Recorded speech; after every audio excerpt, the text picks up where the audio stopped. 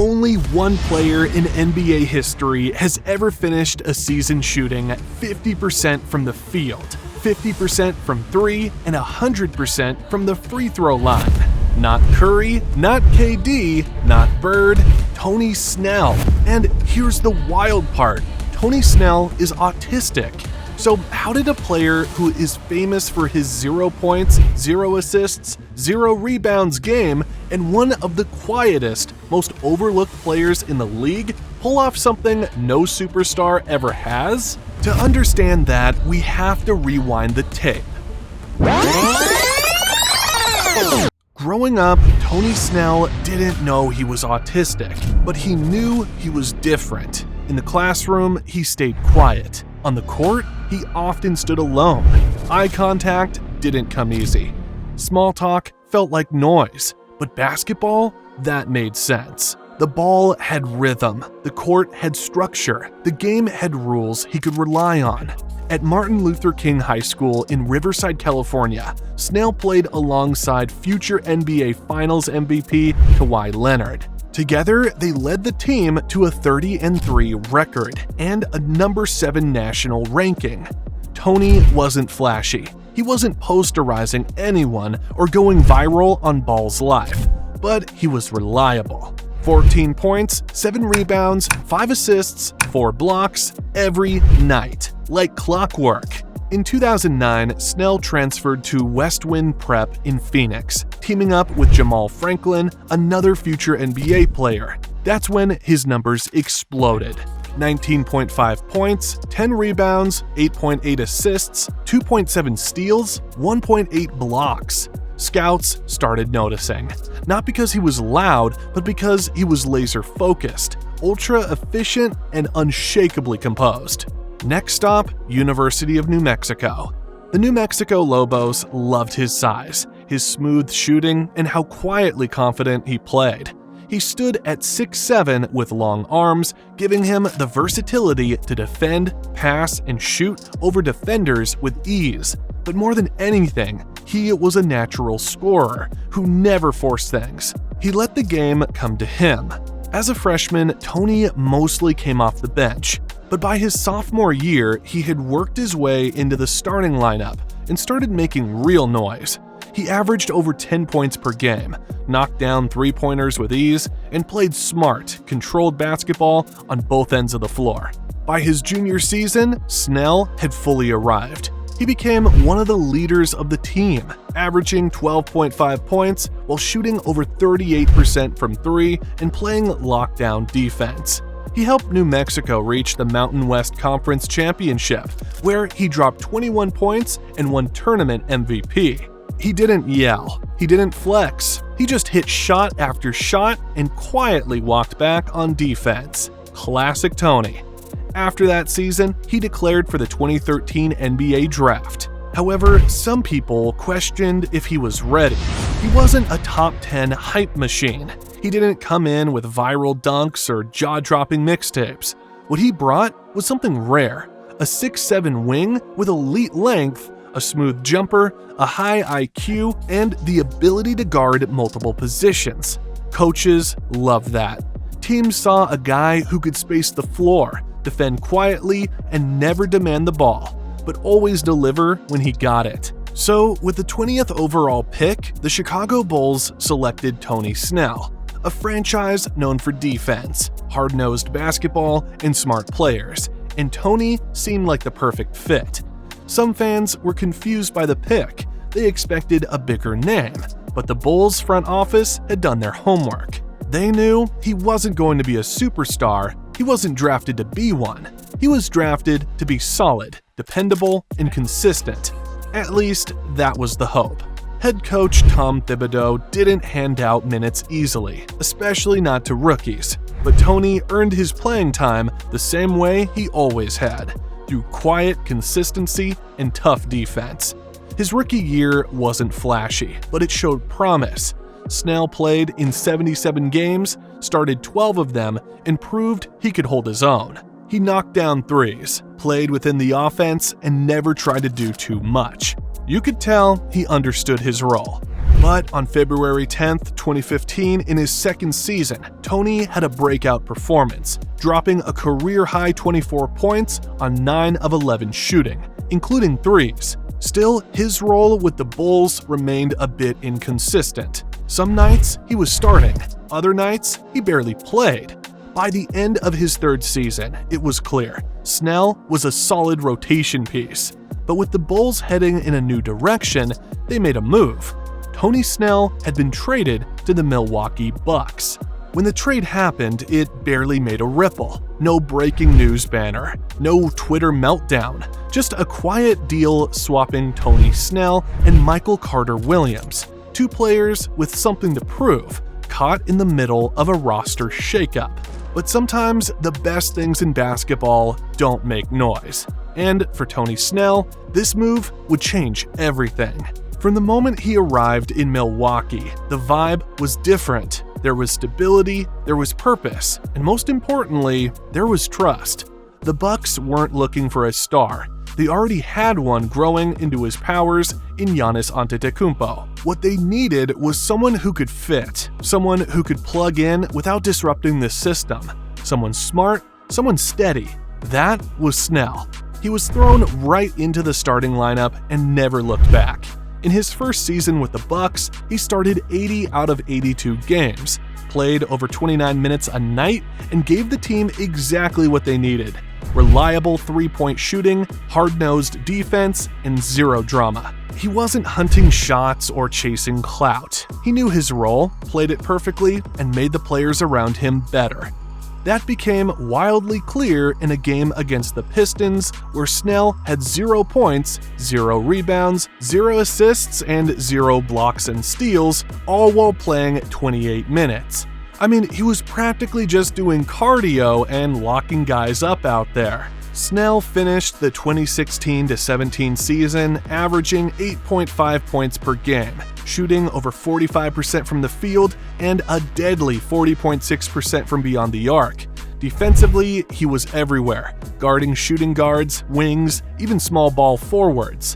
Tony was long, disciplined, and always in the right spot. He didn't gamble, he didn't foul, he just locked in and night out. Milwaukee took notice. After years of bouncing around rotations and never fully getting a chance to shine in Chicago, Snell finally had a team say, "We want you here long term." So in the summer of 2017, the Bucks gave him a 4-year, $44 million contract extension. For a player who rarely got headlines, that payday spoke volumes. It was the team's way of saying, we value the things that don't show up on the highlight reels. Because Tony Snell was a coach's dream. He never needed the ball, but he always made the right decision when he had it. He was the guy who'd hit a corner three with 45 seconds left, then sprint back to contest a layup without even cracking a smile. The next couple of seasons, he continued to be a rock in the rotation.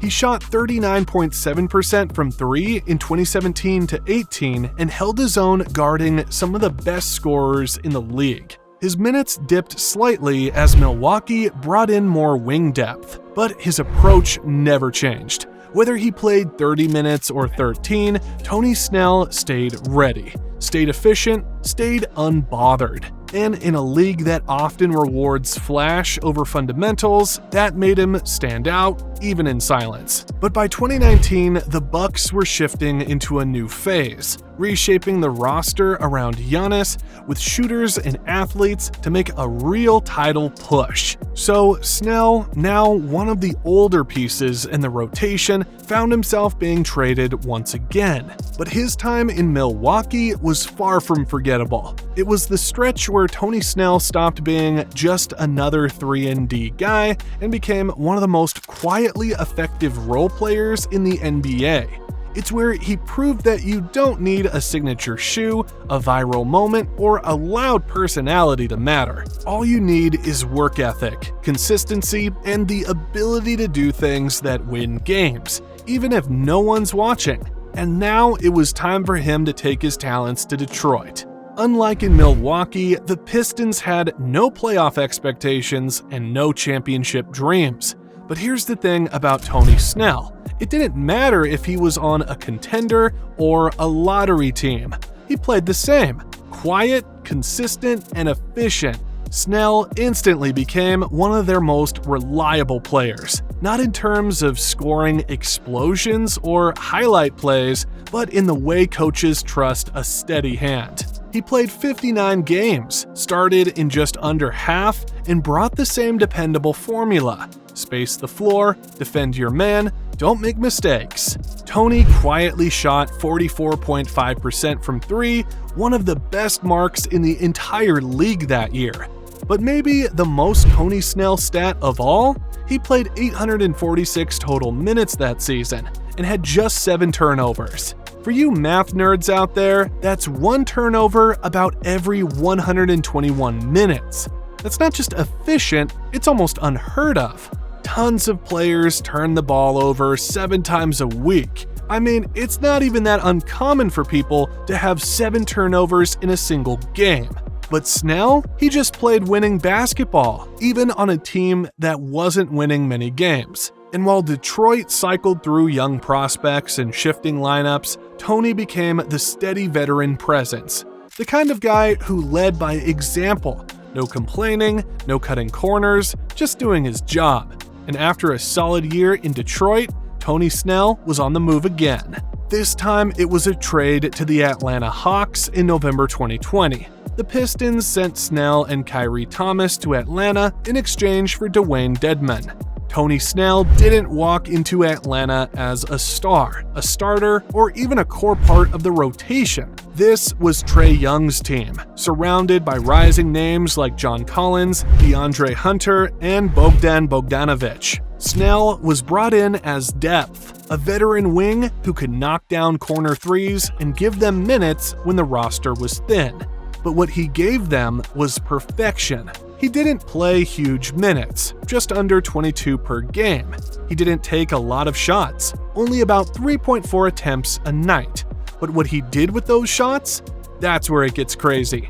By the end of the 2020-21 season, Tony Snell had joined one of the rarest statistical clubs in NBA history. In fact, one that he is the only player in. 50-50-100. That's 50% from the field, 50% from 3, and 100% from the free throw line. Now, most fans know about the elite 50-40-90 club, something only legends like Larry Bird, Steve Nash, and Kevin Durant have done. But 50-50-100? That was unheard of, at least until now. Snell shot an insane 56.9% from the field, a wild 51.5% from deep, and hit every single free throw he attempted, 32 of 32. It wasn't a fluke, it was a 5-game stretch. It happened over the course of 47 games, nearly 2/3 of the season. Sure, he wasn't taking 15 shots a night.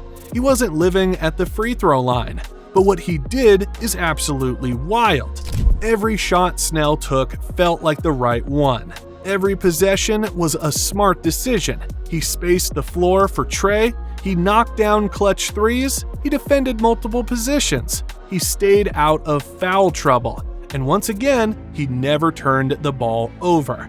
There was even one game that season where Snell hit a buzzer-beating 3 to steal a win. No celebration, no chest pounding, just a quiet assassin doing what he does best. Tony Snell didn't need the spotlight, but in Atlanta, he finally carved out a piece of NBA trivia immortality. But his career was still far from over, and now he was a free agent. Coming off one of the most efficient shooting seasons in NBA history, you'd think teams would be lining up for Tony Snell. But the truth is, the NBA moves fast. Despite his 50-50-100 year in Atlanta, Snell hit free agency in 2021 with zero buzz. No headlines, no bidding war, just another veteran shooter trying to find a landing spot. Eventually, he signed with the Portland Trail Blazers. It wasn't the worst situation. Portland still had Damian Lillard and CJ McCollum, but the team's direction felt shaky. Injuries hit early, the defense was a mess, the rotations were constantly changing. Snell played 38 games in Portland, averaging just 2.6 points a night on limited minutes. The deep shooting touch that defined his time in Atlanta dipped, and his role felt like it was shrinking by the week. By February, the Blazers blew it all up. McCollum was traded, Dame was sidelined, and Tony Snell, once again, was on the move, this time to New Orleans. But even in New Orleans, Snell didn't see a major resurgence. He played 15 games for the Pelicans, mostly off the bench, offering veteran stability more than scoring. It was a strange, humbling turn, from making history to fighting for roster spots in just 12 months. And following the season, Tony Snell retired. But behind the scenes, something much bigger than basketball was about to change his life. Because after nearly a decade in the NBA, Tony Snell would discover something about himself that reframed everything he'd been through. In 2022, Snell and his wife Ashley had a son, Carter. And early into Carter's development, they noticed signs that something was different. He wasn't talking much, his behaviors were unique. Eventually, Carter was diagnosed with autism spectrum disorder. The more Tony learned about autism while helping his son, the more familiar it all felt. The routines, the need for quiet, the sensitivity to sound, the way he always preferred structure over chaos. So he got tested himself. And at 31 years old, after nearly a decade in the NBA, countless games, thousands of media interviews, Tony Snell was officially diagnosed with autism. Suddenly, his entire career made more sense. The soft-spoken personality, the serious facial expressions, the unshakable focus. But here's what makes it even more incredible. Tony Snell didn't just survive in the NBA with autism, he thrived. He played 601 games over 9 seasons. He guarded all-stars, hit buzzer beaters, made history with his 50-50-100 season.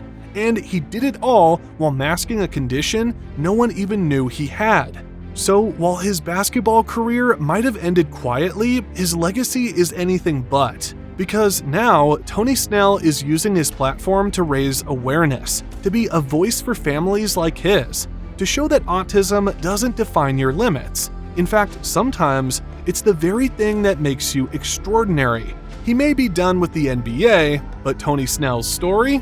It's just getting started.